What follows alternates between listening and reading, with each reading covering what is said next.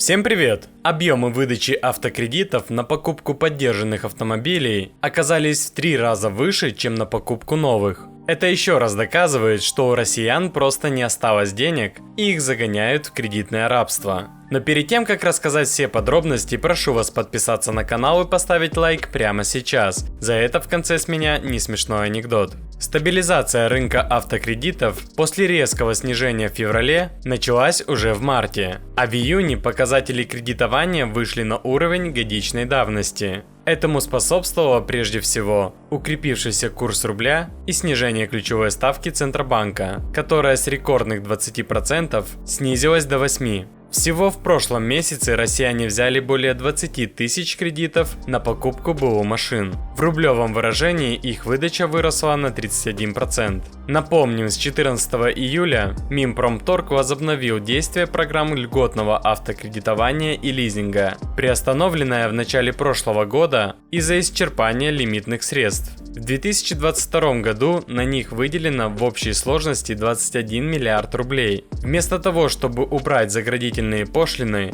они хотят загнать нас в очередной виток кредитного рабства. Они или супер тупые, или вредители. Опять подводят народ под кредитную кабалу. Почему бы не простимулировать доходы граждан минимальной зарплатой в 50 тысяч? Кстати, каждый 4-й кредит россияне оформляют на китайские автомобили. Банки фиксируют увеличенные доли китайских марок выдачи кредитов на новые автомобили. В начале года их доля не превышала 20%, а уже в июле каждый 4-й автокредит пришелся на китайский автомобиль. Зафиксирован серьезный рост доли китайских марок в выдачах кредитов во втором квартале. Их доля в дальнейшем продолжит расти в связи с решением многих популярных мировых брендов временно приостановить продажи в России. Китайские производители используют текущую ситуацию на российском автомобильном рынке, работают над выводом новых марок и замещением объемов, выпавших из предложений дилеров европейских производителей. Уже к концу текущего года доля китайских брендов в автокредитовании может достигнуть 30%.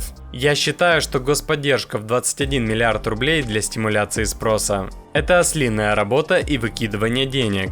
Сделайте на внутреннем рынке дешевле производные – металл, пластик, электроэнергию, тепло, газ, бензин, дистопливо – и цена сама опустится. А если нет, то не мешайте людям брать авто за рубежом. Они и дешевле, чем у нас, и лучше. На всех воров денег не напасешь, даже в такой богатой стране, как у нас. Ведь система откатов, она никуда не делась. Ну и обещанная мною шутка юмора. Если бы всеми государствами управляли женщины, то в мире не было бы войн. Было бы много стран, которые друг с другом не разговаривают. А на этом все. Буду держать вас в курсе всех событий. Очень интересно узнать ваше мнение по этому поводу. Как вы относитесь к кредитам? Давайте пообщаемся и подискутируем. И не забудьте за мою работу поставить свой царский лайк, подписаться на канал и нажать на колокольчик. И самое главное, помните, что встретив нового друга, не забывайте про старого. Увидев красивую девушку, не забывайте про любимую.